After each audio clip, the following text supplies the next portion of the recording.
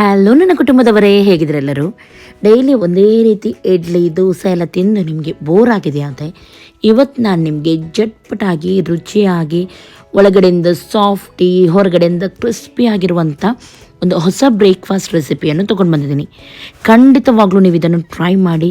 ಮನೆಯಲ್ಲಿ ಸಣ್ಣವರಿಂದ ದೊಡ್ಡವರಿಗೂ ಎಲ್ಲರಿಗೂ ಇದು ಇಷ್ಟ ಆಗುತ್ತೆ ಹಾಗೂ ಎಲ್ಲರೂ ಕೂಡ ಇಷ್ಟಪಟ್ಟು ಇದನ್ನು ತಿಂತಾರೆ.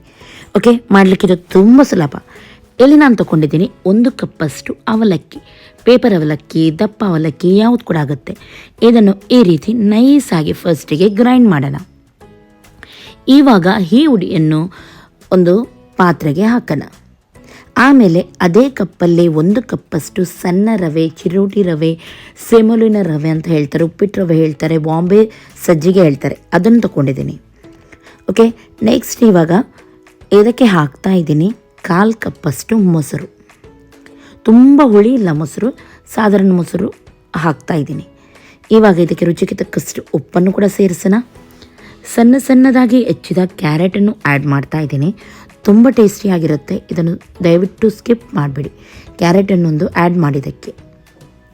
ಆಮೇಲೆ ನೀರುಳ್ಳಿ, ಸಣ್ಣದಾಗಿ ಹೆಚ್ಚಿದ್ದು 1 ನೀರುಳ್ಳಿ, ಕೊತ್ತಂಬರಿ ಸೊಪ್ಪು, ಸಣ್ಣ ತುಂಡು ಶುಂಠಿ ಹಾಗೂ 2 ಹಸಿಮೆಣಸಿನ್ಕಾಯಿ, ಇಷ್ಟನ್ನು ನಾನು ಕಟ್ ಮಾಡಿ ಇದಕ್ಕೆ ಆ್ಯಡ್ ಮಾಡಿದ್ದೀನಿ. ಓಕೆ, ಫಸ್ಟಿಗೆ ಸ್ವಲ್ಪ ಇದನ್ನು ಮಿಕ್ಸ್ ಮಾಡೋಣ. ಇವಾಗ ಇದಕ್ಕೆ ಸ್ವಲ್ಪನೇ ನೀರನ್ನು ಸೇರಿಸಿ ಮಿಕ್ಸ್ ಮಾಡಲಿಕ್ಕುಂಟು. ಅದಕ್ಕಿಂತ ಮೊದಲು 1/4 ಸ್ಪೂನಷ್ಟು ನಾನು ಇದಕ್ಕೆ ಸೋಡಾ ಪೌಡರ್ ಆ್ಯಡ್ ಮಾಡ್ತಾ ಇದ್ದೀನಿ, ಬೇಕಿಂಗ್ ಸೋಡಾ. ಆಮೇಲೆ ಇವಾಗ ನೀರನ್ನು ಸೇರಿಸಿ ಇದನ್ನು ಮಿಕ್ಸ್ ಮಾಡೋಣ. ಚೂರು ಕೂಡ ಗಂಟು ಉಳಿಯೋದಾಗೆ ಸ್ವಲ್ಪನೇ ನೀರನ್ನು ಸೇರಿಸಿ ಮಿಕ್ಸ್ ಮಾಡಿ. ತುಂಬ ತೆಳುವಾಗಿ ಮಾಡಲಿಕ್ಕೆ ಹೋಗಬೇಡಿ. ದೋಸೆ ಹಿಟ್ಟು ಎಲ್ಲ ಯಾವ ರೀತಿ ಹದಕ್ಕಿರುತ್ತೆ ನೋಡಿ, ಆ ಹದಕ್ಕೆ ಬಂದರೆ ಸಾಕು. ಇವಾಗ ನಾನು ಇಷ್ಟು ನೀರನ್ನು ಹಾಕಿದ್ದೀನಿ. ಒಂದು 5 ನಿಮಿಷ ಇದನ್ನು ಹೀಗೇ ಬಿಡ್ತೀನಿ ನಾನು ಮುಚ್ಚಿ. ಆಮೇಲೆ ಒಮ್ಮೆಲೆ ನೀರು ಕಮ್ಮಿ ಅಂತ ಆದರೆ ಸೇರಿಸ್ಬೋದು. ಓಕೆ, ಇವಾಗ 5 ನಿಮಿಷ ಆಗಿದೆ. ಇದು ಇವಾಗ ಪರ್ಫೆಕ್ಟ್ ಆಗಿದೆ. ಎಷ್ಟು ದಪ್ಪ ಇದ್ದರೆ ಸಾಕು. ಇದಕ್ಕಿಂತ ತುಂಬ ತೆಳುನೂ ಬೇಡ ಹಾಗೂ ತುಂಬ ದಪ್ಪನೂ ಬೇಡ. ಓಕೆ, ಒಂದು ಫ್ರೈಯಿಂಗ್ ಪ್ಯಾನ್ ತೊಗೊಳ್ಳಿ. ಅದರಲ್ಲಿ ಸ್ವಲ್ಪ ಎಣ್ಣೆಯನ್ನು ಹಾಕಿ. ಇದಕ್ಕೆ ಸ್ವಲ್ಪ ಎಣ್ಣೆ ಜಾಸ್ತಿ, ಯಾಕೆಂದರೆ ಇದು ಸ್ವಲ್ಪ ಕ್ರಿಸ್ಪಿಯಾಗಿ ಬರಬೇಕು ಹಾಗೂ ಅದರಲ್ಲಿ ಹಾಕಿರುವ ನಾವು ನೀರುಳ್ಳಿ ಎಲ್ಲ ಉಂಟಲ್ಲ, ಸ್ವಲ್ಪ ಚೆನ್ನಾಗಿ ಫ್ರೈ ಆಗಬೇಕು. ಓಕೆ, ಇವಾಗ 1 ಚಮಚದಷ್ಟು ಹಾಕಿ ಮೆಲ್ಲನೆ ಇದನ್ನು ಸ್ಪ್ರೆಡ್ ಮಾಡಿ. ಇಷ್ಟೇ ಮಾಡಿದರೆ ಸಾಕು, ತುಂಬ ತೆಳುವಾಗಿ ಮಾಡಲಿಕ್ಕೆ ಹೋಗಬೇಡಿ. ನೋಡಿ, ಈ ರೀತಿ ಬರಬೇಕು. ಇವಾಗ ಒಂದು ಸೈಡ್ ಒಳ್ಳೆ ರೀತಿ ಫ್ರೈ ಆಗಲಿ. ಗ್ಯಾಸನ್ನು ಮೀಡಿಯಮ್ ಫ್ಲೇಮಲ್ಲಿ ಇಟ್ಟು ನಾನು ಫ್ರೈ ಮಾಡ್ತಾ ಇದ್ದೀನಿ. ಮೇಲ್ಗಡೆ ಸ್ವಲ್ಪ ಚಿಲ್ಲಿ ಪೌಡ್ರ್ ಆ್ಯಡ್ ಮಾಡ್ತಾ ಇದ್ದೀನಿ, ಯಾಕೆಂದರೆ ಇದಕ್ಕೆ ನಾವು ಯಾವುದೇ ರೀತಿಯ ಚಟ್ನಿ ಅದು ಇದು ಯೂಸ್ ಮಾಡಬೇಕಂತ ಇಲ್ಲ. ಈ ರೀತಿ ಮಾಡಿದರೆ ಕೇವಲ ಹೀಗೇ ಇದನ್ನು ತಿನ್ಬೋದು, ತುಂಬ ಟೇಸ್ಟಿಯಾಗಿ ಬರುತ್ತೆ ಇದು. ಓಕೆ, ಇವಾಗ ಎಲ್ಲ ಕಡೆ ನಾನು ಸ್ವಲ್ಪ ಎಣ್ಣೆಯನ್ನು ಸ್ಪ್ರೆಡ್ ಮಾಡ್ತಾ ಇದ್ದೀನಿ. ಮುಚ್ಚಿಡೋಣ, ಒಂದು ಸೈಡ್ ಫ್ರೈ ಆಗಲಿ. ಓಕೆ, ಒಂದು ಸೈಡ್ ಇವಾಗ ಫ್ರೈ ಆಗಿದೆ. ಸೈಡಿಂದೆಲ್ಲ ನೀವು ನೋಡ್ಬೋದು ಒಳ್ಳೆ ಬ್ರೌನ್ ಆಗ್ತಾ ಬಂದಿದೆ. ಈ ರೀತಿ ಆಗಿ ಬರುವಾಗ ಗೊತ್ತಾಗುತ್ತೆ ನಮಗೆ ಇದು ಫ್ರೈ ಆಗಿದೆ ಅಂತ ಹೇಳಿ. ಮೇಲ್ಗಡೆಯಿಂದ ಸ್ವಲ್ಪ ಎಣ್ಣೆಯನ್ನು ಹಾಕ್ತಾ ಇದ್ದೀನಿ ಹಾಗೂ ಇದನ್ನು ಟರ್ನ್ ಮಾಡಿ ಹಾಕ್ಲಿಕ್ಕುಂಟು ಇವಾಗ. ಓಕೆ, ನೋಡಿ ಚೆನ್ನಾಗಿ ಬರುತ್ತೆ. ಇವಾಗ ಟರ್ನ್ ಮಾಡಿ ಹಾಕೋಣ. ವಾವ್, ಇದಕ್ಕಿಂತ ಇನ್ನೂ ಕೂಡ ಸ್ವಲ್ಪ ಕ್ರಿಸ್ಪಿಯಾಗಿ ನೀವು ಫ್ರೈ ಮಾಡ್ಬೋದು, ಚೆನ್ನಾಗಾಗುತ್ತೆ ಇದು ಬಿಸಿಯಾಗಿ ತಿನ್ನಲಿಕ್ಕೆ. ನಾನು ಹೇಳಿದೆ ಇದಕ್ಕೆ ಯಾವುದೇ ರೀತಿಯ ಚಟ್ನಿ ಅವಶ್ಯಕತೆಯೇ ಇಲ್ಲ. ಇದನ್ನು ಹೀಗೆ ಟೀಯೊಂದಿಗೆ ನೀವು ತಿನ್ಬೋದು.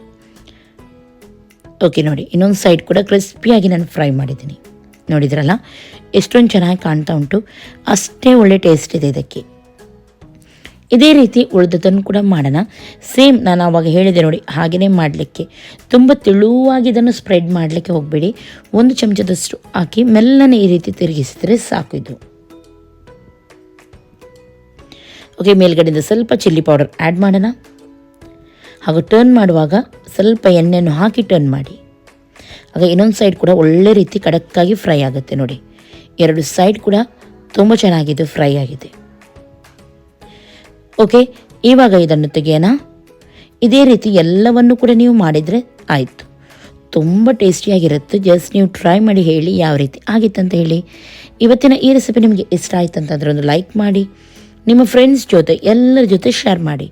ಹಾಗೂ ನನ್ನ ಚಾನಲ್ಗೆ ಇನ್ನೂ ಕೂಡ ನೀವು ಸಬ್ಸ್ಕ್ರೈಬ್ ಮಾಡಲಿಲ್ಲ ಅಂತಾರೆ ಸಬ್ಸ್ಕ್ರೈಬ್ ಮಾಡಿ. ಇವಾಗ ನಾನು ತೋರಿಸ್ತೀನಿ ಯಾವ ರೀತಿ ಇದು ಆಗಿದೆ ಅಂತ ಹೇಳಿ. ನೋಡಿ, ಇನ್ನೂ ಕೂಡ ಸ್ವಲ್ಪ ಬಿಸಿಯಾಗಿದೆ ಇದು.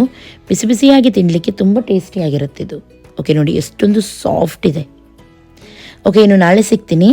ಎಲ್ಲರಿಗೂ ಟೇಕ್ ಕೇರ್, ಬಾಯ್ ಬಾಯ್.